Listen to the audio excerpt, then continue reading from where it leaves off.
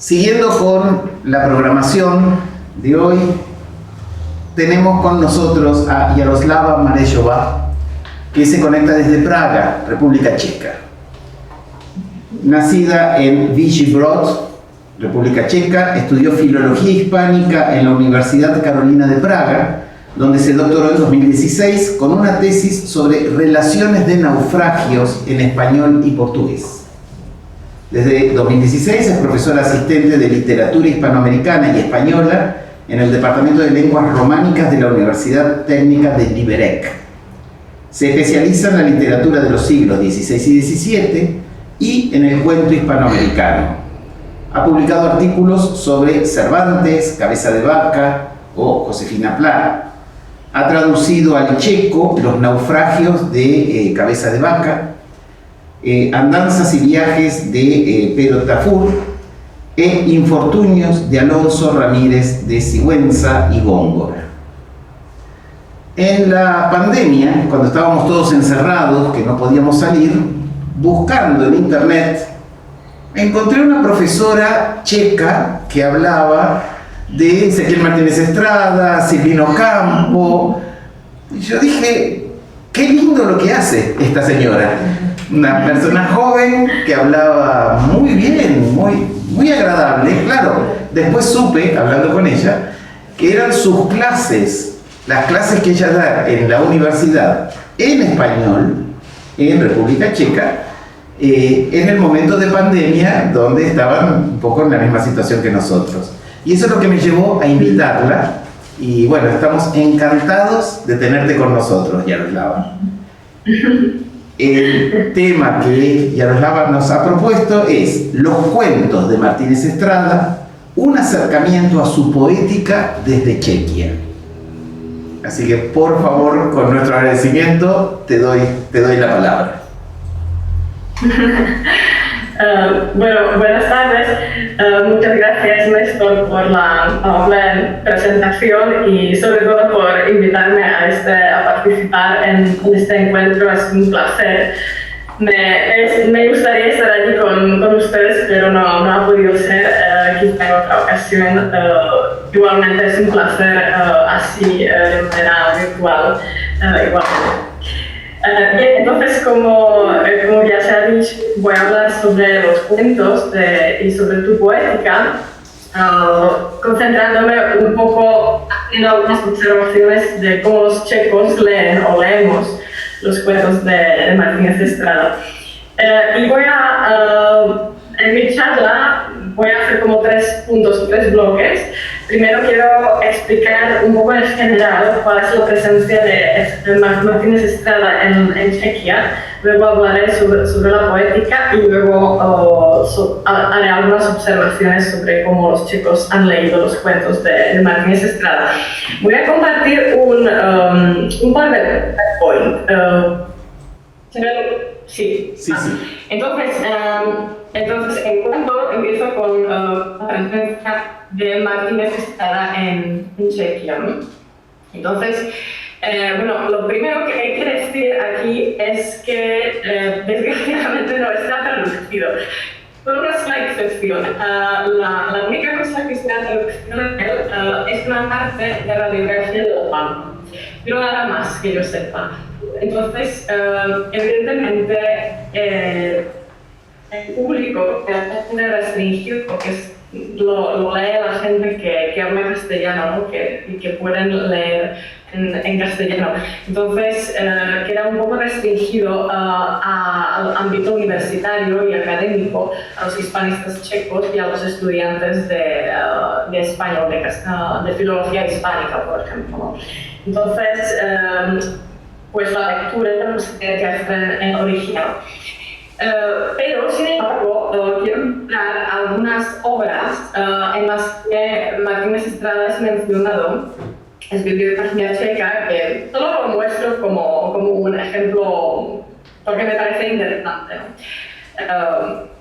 ¿no? Por ejemplo, aquí esto es un diccionario de escritores de América Latina, donde hay una entrada sobre Martínez Estrada. Y la autora lo considera, por ejemplo, el poeta más grande de su generación y ensayista extraordinario, ¿no? Entonces aquí sale información sobre él, de este libro. Luego tenemos este otro libro,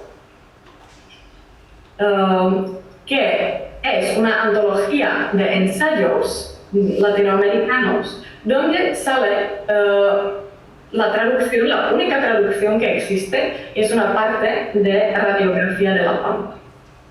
Otra vez hay información sobre él en esta obra. Se le considera un poeta, uno de los poetas más talentados, un ensayista muy perspicaz, y también se habla de sus cuentos, que aquí se consideran cuentos originales de tono kafkiano. Entonces, en esta obra aparece la única traducción que hay de Martínez Estrada al checo, y es una parte de la Radiografía de la Pampa.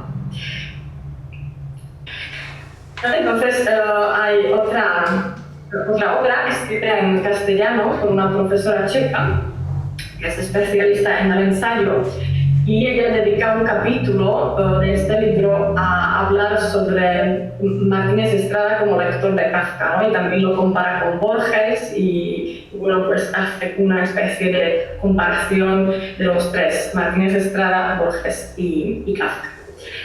Y por último, este libro, que es muy reciente, del año 23, es un manual de literatura hispanoamericana moderna, y otra vez aquí hay un capítulo sobre el ensayo, y la autora habla de la erudición extraordinaria de Martínez Estrada y también habla de sus ensayos que analizan la sociedad argentina, etc.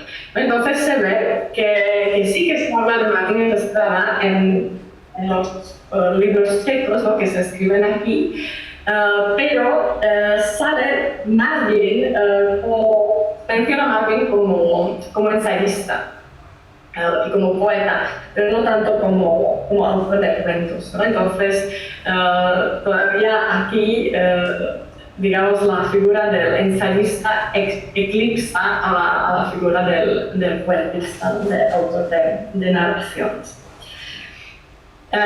Bien, entonces por eso solo quería mostrar, ¿no?, cuál es la presencia de Martínez Estrada en Chequia.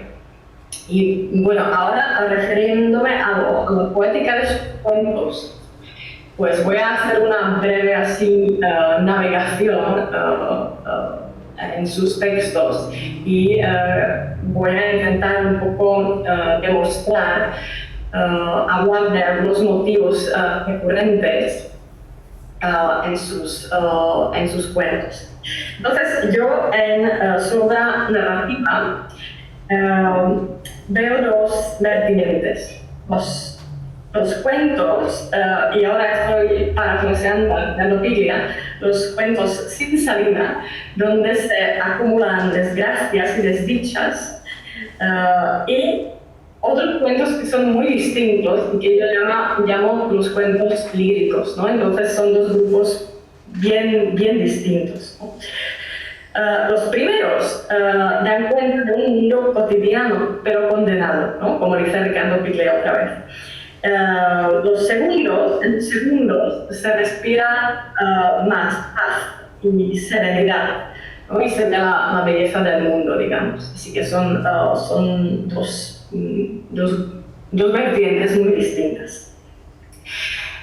Quizá el primer tipo, la primera vertiente, es la más emblemática, ¿no? Quizá cuando se dice un cuento de Martínez Estrada, quizá lo que viene a la mente son esos cuentos un poco angustiosos que narran la vida humana como una carrera de obstáculos, ¿no? Como un viaje por mundos laberínticos que tienen reglas propias que son incomprensibles. Y son cuentos en los que reina el desamor, el desapego emocional, ¿no?, y la desolación, ¿no? Entonces, esos cuentos quizás son los más emblemáticos. Los pequeños dramas que se cuentan en estos textos pueden ser desencadenados por causas graves, como puede ser la muerte de un marido marido, pero también por causas aparentemente triviales, como la rotura de una máquina o la pérdida de una llave. Y los protagonistas después se enfrentan a una serie de obstáculos que no logran superar, a pesar de que actúen con decisión y con resolución.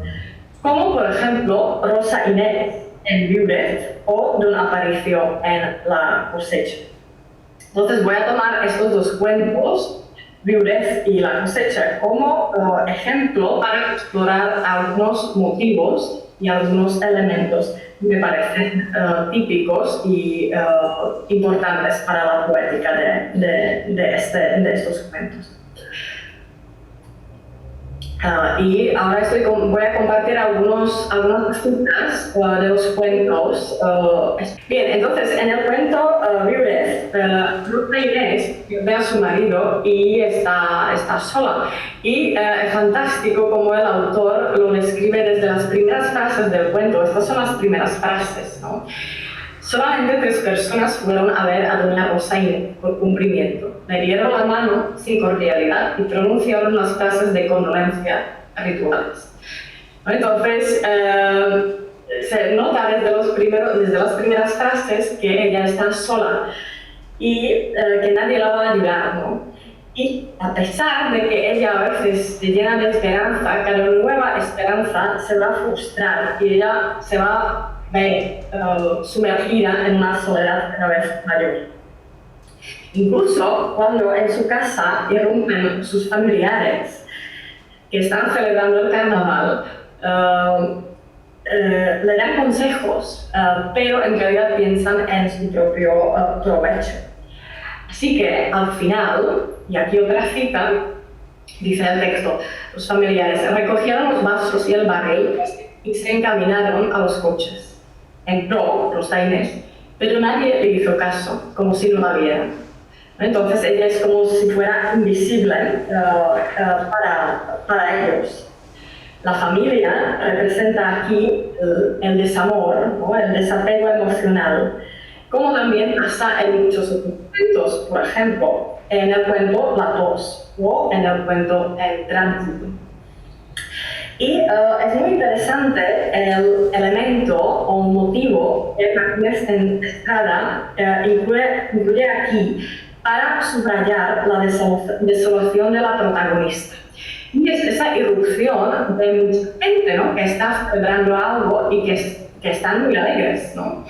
Dice el texto: rodearon a la madre, ¿no? O sea, a Rosa Inés, todos gritando y sonando sus pitos y cornetas. Con más entusiasmo, cuanto menos ella los atendía.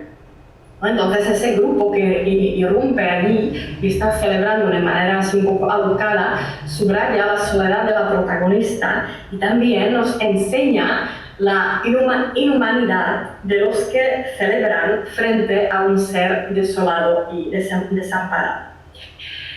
Una escena muy parecida, paralela, la encontramos en el cuento El tránsito, en el que en muchos aspectos se parece a este.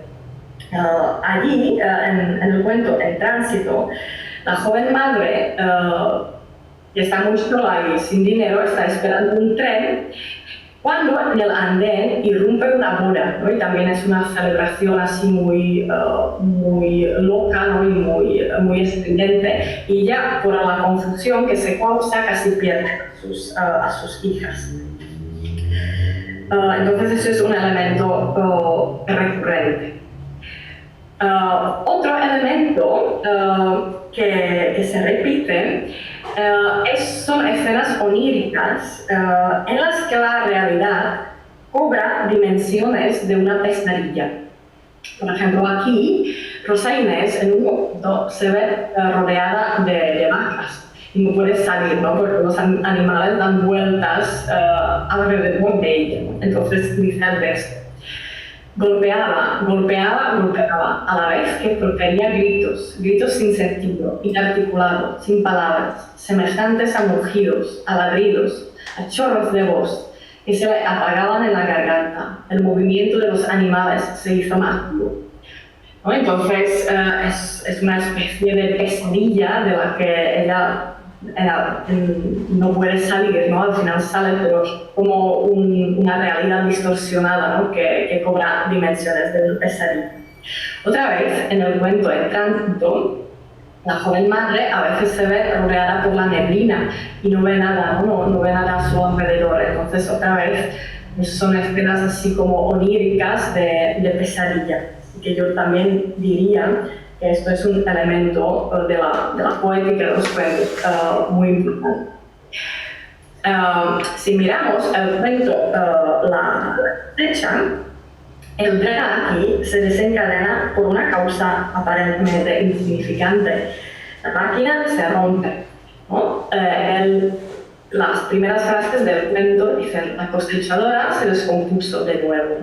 Era la cuarta vez desde que empezaron los trabajos de recolección de trigo. Parece algo más o menos trivial, ¿no? Sin embargo, el protagonista se va a enfrentar a toda una serie de problemas. Algo parecido pasa en la escalera, donde el protagonista pierde la llave de su apartamento, o en Sábado de Gloria, donde el protagonista necesita unas firmas para poder irse de vacaciones, ¿no? Así que son problemas cotidianos, menores, pero que sin embargo llevan a desencadenar el drama. Entonces el protagonista de La cosecha y el protagonista de Sábado de Gloria se tienen que enfrentar con un laberinto burocrático. Por ejemplo, en La cosecha, el texto dice: lo que va a tener que presentar en la oficina que le dije es el certificado de vacuna, el de la viruela y el de la difteria. Los otros de las vacunas eventuales los presentará en la oficina de la salud habilitada, etcétera, ¿no? Salen muchas escenas de este tipo. Entonces, en estos cuentos, Martínez Estrada nos enseña el mundo como una absurda maquinaria burocrática en la que el hombre fracasa frente a oficinas, certificados, archivadores, ¿no? El autor construye aquí mundos laberínticos con reglas incomprensibles.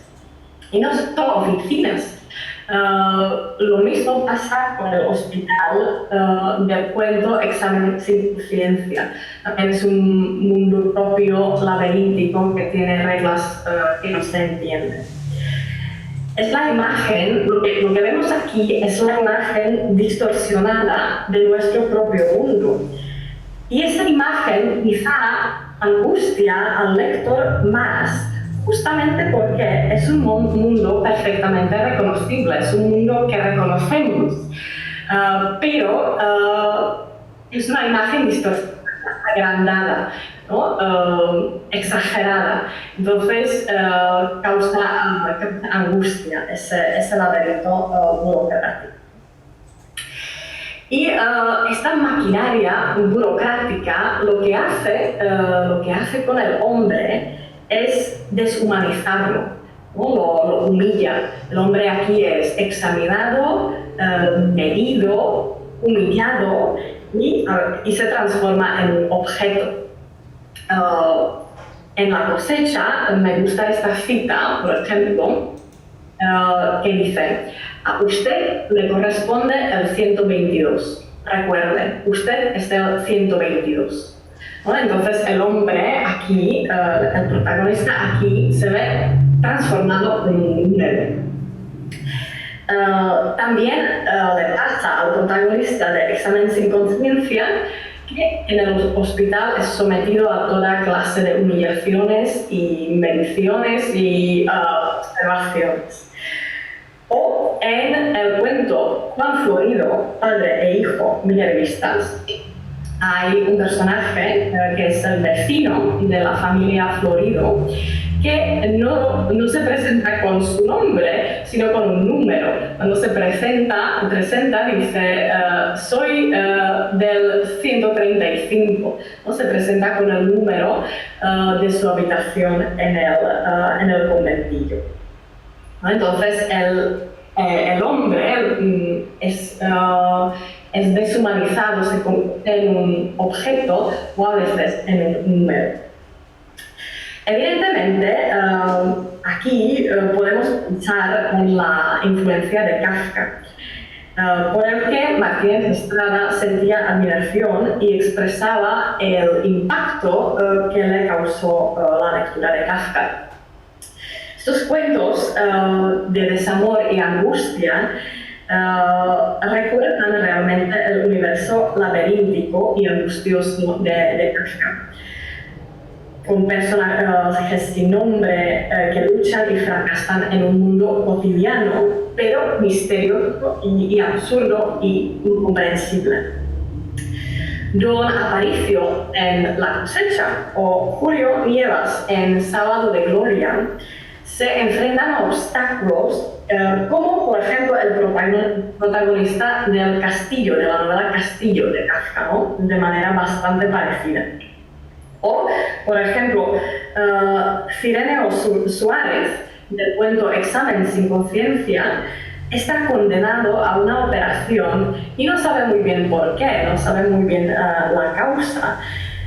De manera parecida está condenado el protagonista del proceso de Kafka. O, por ejemplo, en el cuento La tos, Adolfo Rauch se enferma, ¿no? Y la enfermedad lo transforma y él se vuelve en un ser indeseado para sus familiares, ¿no? Para su familia. Entonces la familia lo relega a una habitación donde él se queda más o menos, ¿no? Entonces eso es bastante parecido a lo que pasa en la Metamorfosis de Kafka, ¿no? Donde Gregorio Samsa un día se despierta convertido en un insecto, también es indeseado, ¿no? Para la familia, y la familia lo relega, lo encierra en una habitación. Entonces aquí vemos algunos puntos comunes con el mundo de Kafka. Sin embargo, lo que a mí me gusta subrayar en estos cuentos de desamor y angustia, como los llamo yo, sin embargo vemos a veces en ello algún destello de luz y de alegría, y eso me parece muy, muy bonito. No pasa en todos, pero en muchos sí, y muchas veces es la música. Entonces, por ejemplo, en el cuento La Inundación, la gente se ve atrapada en la iglesia y no pueden salir, ¿no? Y es la total anulación del orden y es una especie también de pesadilla. Pues en un momento de repente el cura se pone a tocar el órgano y el cura en principio se interesaba más bien por controlar los muebles de la iglesia que por la gente. Pero en un momento de inspiración, digamos, se pone a tocar el órgano y dice el texto: extendíase la música sobre cada cosa y cada ser como un bálsamo, y purificaba el ambiente de tanto miasma y pecado, y superponía en la turbia luz crepuscular un fino criterio vivo a todo lo sólido e inerte. Entonces la música que suena en ese ambiente angustioso pues lo purifica, es como un bálsamo, es un destello de belleza en este ambiente hostil. También en La cosecha se menciona la música. Hay un personaje, Don Tomás, que toca la ocarina en las horas de la siesta, ¿no? Y dice el texto: extrajo de su maleta una ocarina de porcelana y se puso a tocar en ella aires de su tierra. Los sonidos se oían desde el hotel y a unos cuadras de distancia. Todos sorprendió esa música a la hora de la fiesta.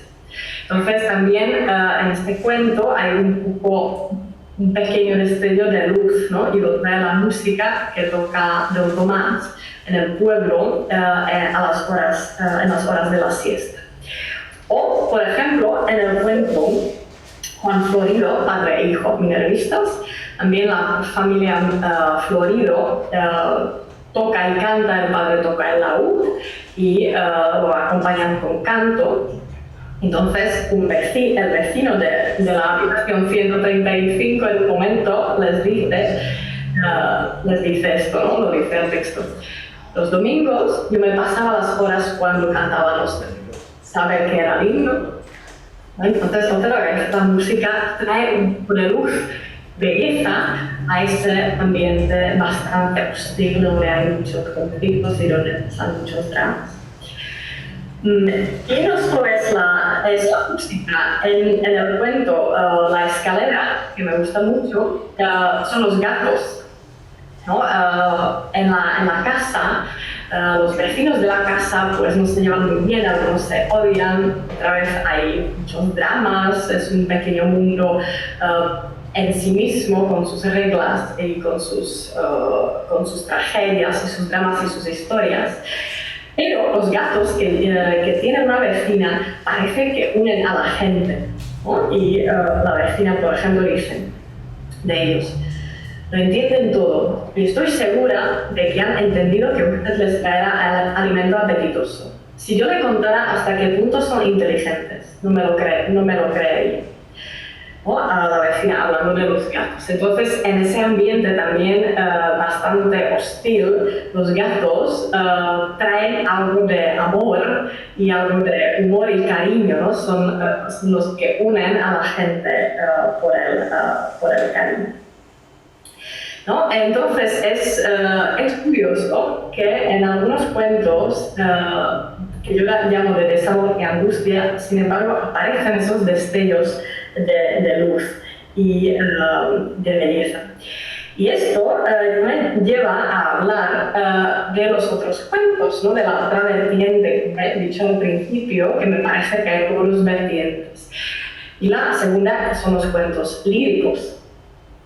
Entonces, en los cuentos líricos, los cuentos líricos son muy distintos, ¿no? Son más pacíficos y hablan del mundo de otra manera, ¿no? Por ejemplo, el cuento Las manos. Aquí observamos un retrato de una madre y el hijo y la madre observan el retrato juntos, ¿no? Y lo que cambia el artista en el cuadro son las manos de la madre, ¿no?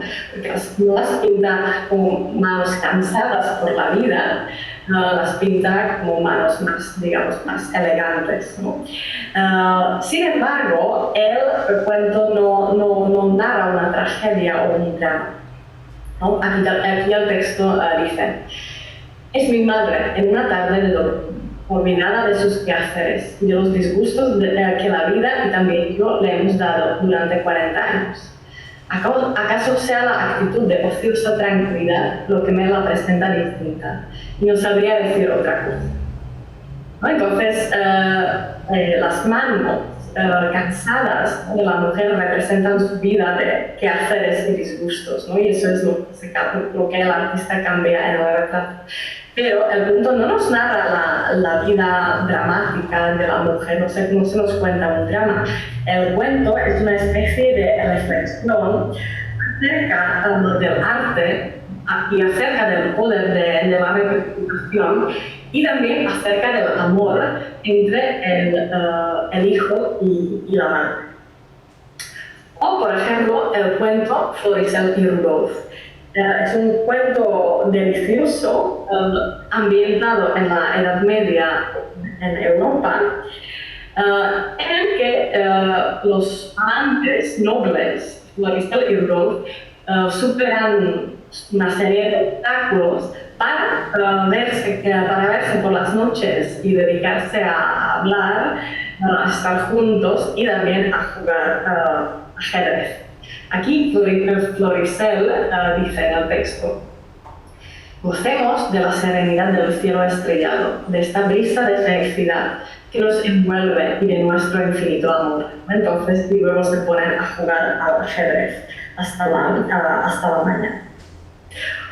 O el cuento La Virgen de las Palomas, que cuenta la muerte de una joven que sufre de una enfermedad misteriosa. Pero sin embargo, el cuento no es exactamente trágico, es un cuento es un cuento lleno de paz, ¿no? Y de belleza. Este es el final del cuento que dice: mi rey alcanzó a oír las campanas y a ver descender las palomas. Sonrió invadida por excelsa beatitud y cerró los ojos. Es un cuento también de amor, de cariño, ¿no? Y de belleza. En este sentido, me parecen muy ilustrativos los primeros cuentos del autor, que fueron escritos y publicados en revistas en 1917. Yo los he podido leer ahora recientemente gracias a Néstor.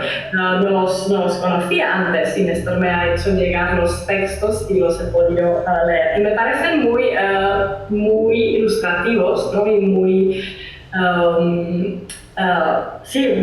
muy ilustrativos para su poética, ¿no?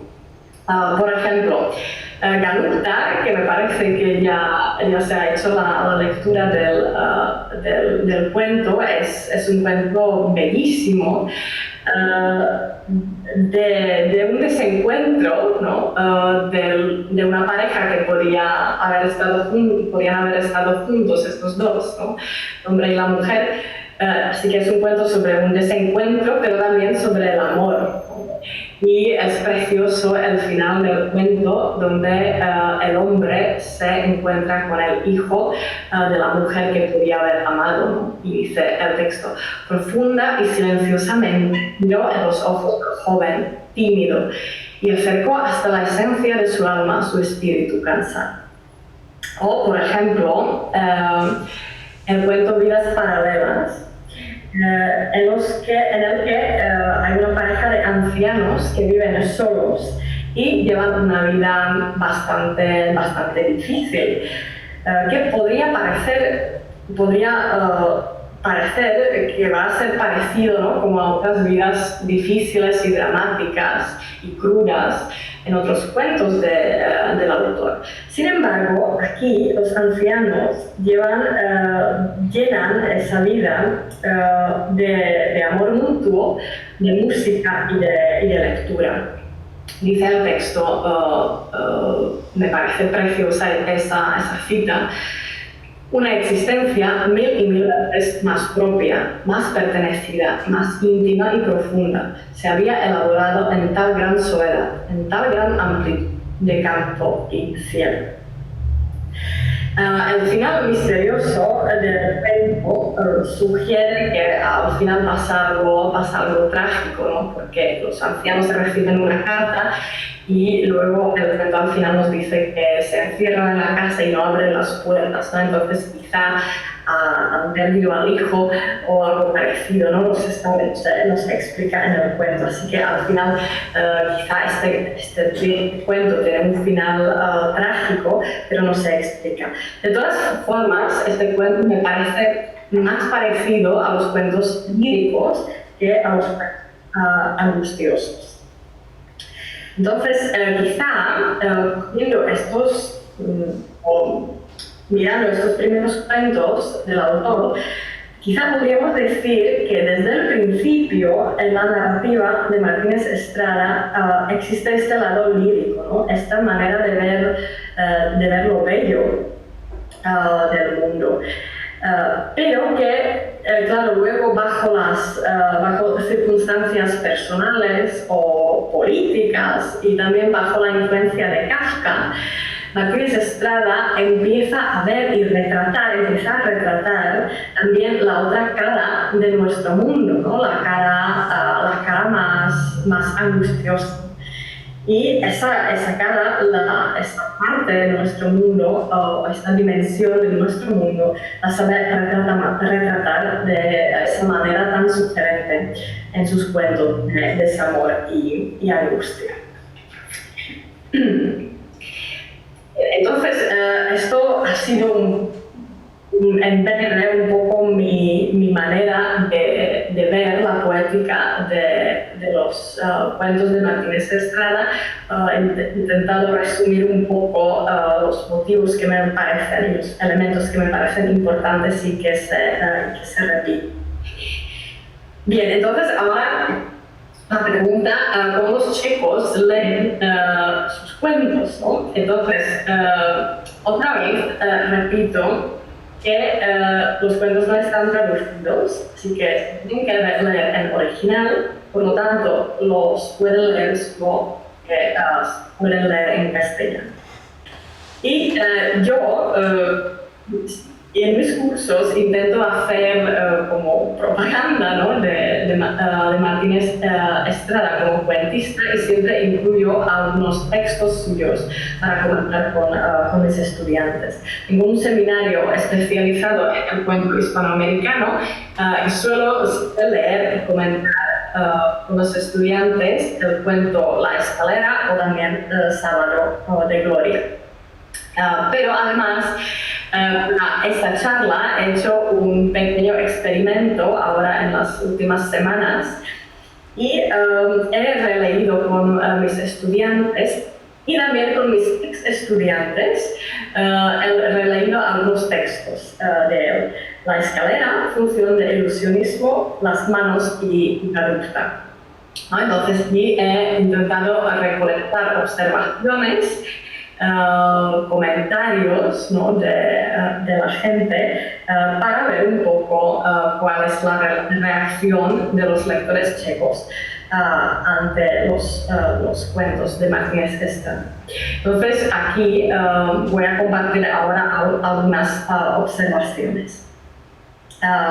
Por ejemplo, los lectores me han comentado o han destacado la gran variedad que les parece, ¿no? Porque han leído los cuentos La Escalera, Función de ilusionismo, Las manos Garuta o Sábado de Gloria, y me han comentado que son cuentos realmente muy distintos entre sí, ¿no? Incluso una alumna me ha dicho que nunca diría que esos textos son del mismo autor, ¿no? Que le parecen muy distintos y que les parece que hay una gran variedad. También destacan que suele haber un elemento clave que cobra importancia y que se coloca en el centro del texto, ¿no? Por ejemplo, en el cuento Función de ilusionismo es el reloj, ¿no? Porque el protagonista sale después de asistir a la función de ilusionismo, sale del teatro y sale muy desorientado después de haber sido hipnotizado. Siempre mira su reloj y otros relojes y no sabe qué hora es y no se sabe orientar, ¿no? Entonces aquí el elemento clave es el reloj. O, por ejemplo, la escalera, ¿no? En el cuento la escalera. Y suele haber un elemento clave que cobra importancia. También han destacado la importancia del lector, ¿no? Les parece a los lectores que el autor deja mucho espacio al lector, que incluso hay algunos núcleos narrativos, pequeñas narraciones, pequeñas historias que sin embargo se desarrollan y se dejan a la imaginación del lector. Por ejemplo, el cuento La Escalera, hay una niña que la echan de la escuela, pero no se explica, ¿no? Es como una pequeña historia sin más desarrollo. Entonces el lector tiene que imaginárselo o tiene que pensar en ello, ¿no? Así que se le da mucho espacio al lector. También les ha parecido que el autor describe las diferentes actitudes, pero no las juzga. Eso me ha encantado que lo hayan visto los estudiantes y los lectores, porque es justamente lo que dice Ricardo Piglia en su prólogo a los cuentos completos. Ricardo Piglia dice: los textos no explican ni interpretan, dan a juzgar, ¿no? Pero lo tiene que hacer el lector, ¿no? El autor no juzga, solamente describe. También me han comentado los textos les parecen bastante enigmáticos. Me han comentado los lectores que les parecen más enigmáticos que los cuentos de Borges o de Cortázar. ¿No? Que Martínez Estrada realmente deja al lector frente al texto y el lector se tiene que inventar sus preguntas, tiene que hacerse las preguntas él, ¿no? ¿Qué es lo que tiene que buscar en el texto y cómo lo tiene que leer y ver? Y evidentemente los lectores checos también comentan la relación de Martínez Estrada con Kafka, ¿no? Han hablado de los espacios laberínticos, de la sensación de alienación. ¿No? Entonces ven en algunos de los cuentos ven bastante claramente la relación con Kafka. Aquí lo interesante es que, por ejemplo, en un texto como Sábado de Gloria, donde hay muchas referencias a la historia argentina, ¿verdad? Claro, esto para un lector extranjero, sin ayuda o sin una explicación detallada, es muy difícil verlo, ¿no? Es prácticamente imposible, ¿no? Sin explicación verlo. ¿No? Entonces, es curioso porque los lectores checos, claro, lo leen sin poder ver esas referencias, sin poder entenderlas, ¿no? Entonces, leen estos cuentos, digamos, sin las referencias a Argentina, sin entenderlas bien, ¿no? Entonces, leen la dimensión más universal que tienen los cuentos. Así que se podría decir que de alguna manera universalizan, ¿no? Los cuentos, los leen en su dimensión más universal. Eso me parece interesante, ¿no? Ese efecto. Bien, entonces con este pequeño experimento y con estas observaciones, yo lo que quería demostrar es,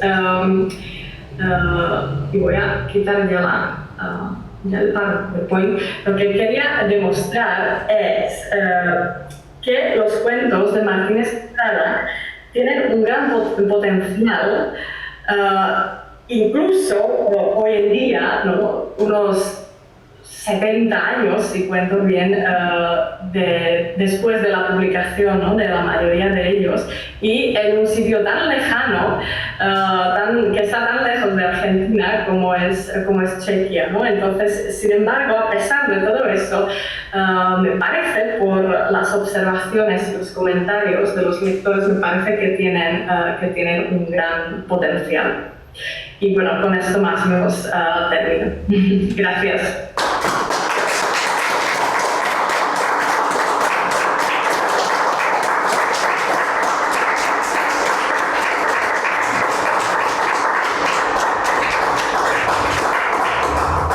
Yaroslava, mi aplauso es tan sincero. Estoy feliz por lo que pusiste. Te aclaro, es la primera vez en el mundo entero que se usa Ganupta como material didáctico en una universidad. Me encantó. La función de la Fundación Ezequiel Martínez Estrada es promover la lectura de Martínez Estrada donde sea, donde alcance. Y yo he visto videos tuyos donde ya hacías análisis hace un par de años. Y bueno, ahora me confirma la utilidad de los cuentos y bueno, y tu capacidad didáctica, y realmente estoy fascinado. Estoy fascinado con esto. Gracias. Me interesa mucho. ¿Sí? Sí, ahora ha vuelto. Bueno, menos mal. Bien, te decía, me interesa mucho esa traducción que hay de Radiografía de la Pampa, de ese fragmento de Radiografía de la Pampa en checo. Y bueno, la literatura checa acá no llega, yo no sabía que existe la posibilidad de traducir al checo algunos cuentos. En fin, no sé cómo lo ves, qué perspectiva tiene. Sí, bueno, el otro día que me enseñaste, ¿no? que estáis coleccionando las traducciones también de Martínez Estrada, pues inmediatamente pensé que tendré que mandarte ese libro que contiene por lo menos ese fragmento, ¿no? de la traducción de Radiografía de la Pampa. Voy a buscar el libro y a ver si te lo puedo mandar para la colección que tenéis en la fundación. Para completar, ¿no? con algo en checo. ¿No? Y como decía al principio, pues Martínez Estrada es más visto como ensayista. Entre los hispanistas checos y los estudiantes de castellano, pues es muy conocido como ensayista, ¿no? Eso sí. Pero los cuentos siempre se quedan un poco de lado, ¿no? Y es una pena porque son muy interesantes. Sí, y bueno, la verdad es que quizá una traducción de una selección de los cuentos al checo, pues quizás sería viable, ¿no? Por las reacciones que tengo de los lectores, pues quizás se podría hacer, ¿no? Lo estuve pensando, evidentemente, también el otro día. Bien. A todo esto, una pregunta al margen. ¿Recibiste los libros que yo te envié? Sí. Ya me ha llegado el aviso del correo y me están esperando aquí en una oficina de correos. Están allí desde ayer, o sea, llegaron ayer. Hoy no he podido ir a recogerlos, pero ya están aquí. Porque le envío un paquete de libros de Martínez Estrada a una coterránea de Kafka y los libros hacen un circuito kafkiano que pasaron por España, por Suiza, volvieron, fueron devueltos, finalmente llegaron a sus manos. Es excelente. Claro, ustedes para comparar con Kafka cuentan con una ventaja, porque sospecho que Kafka para ustedes es muy familiar. Los estudiantes argentinos tienen que leer a Martínez Estrada y leer a Kafka e interpretarlo. Es muy grande la relación.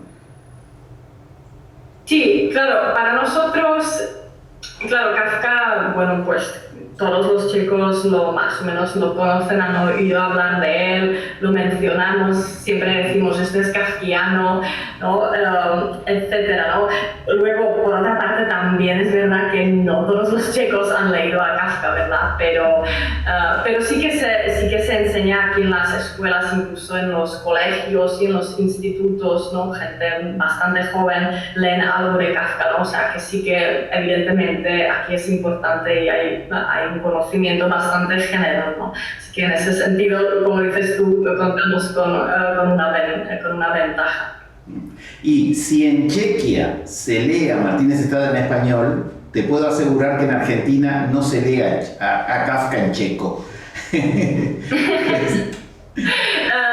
No, evidentemente, ¿no? Eso... bueno, pero eso está claro. Bueno, aquí tampoco haya tantísima gente que pueda leer en español, pero es verdad que aquí, por ejemplo, hay 6 universidades checas donde se enseña español como carrera, ¿no? Como filología o como carrera para enseñanza, porque aquí hay muchos institutos y colegios que ofrecen el castellano como lengua extranjera, entonces siempre se necesitan profesores. Bien. Entonces por eso hay bastante gente que lo estudia. Alguien de las personas presentes, si quiere hacer un comentario, una pregunta, les pediría que se acercaran al micrófono, si es del caso. Puedes hablar de eso. Yo puedo hacer un comentario. Yo soy egresado y he sido profesor de la Universidad de Buenos Aires, más de 300.000 alumnos. Durante 8 años ha sido secretaria académica de nuestra universidad, es decir, la persona encargada de la pedagogía, la doctora Alicia Camiglioni. Uno de sus últimos libros se llama Volver a Comenio. De modo que Komensky, ahí tenemos el influjo checo sobre la Universidad de Buenos Aires. ¡Qué bien! Fantástico. Muy bien. Gracias. Estoy viendo a las profesoras de letras de aquí. ¿Leen mucho los estudiantes? Aquí en Argentina hay un déficit de lectura.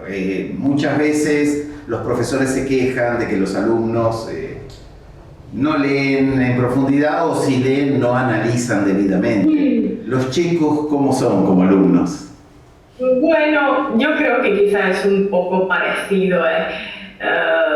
Bueno, los profesores hacemos lo que podemos para que lean, no siempre es posible.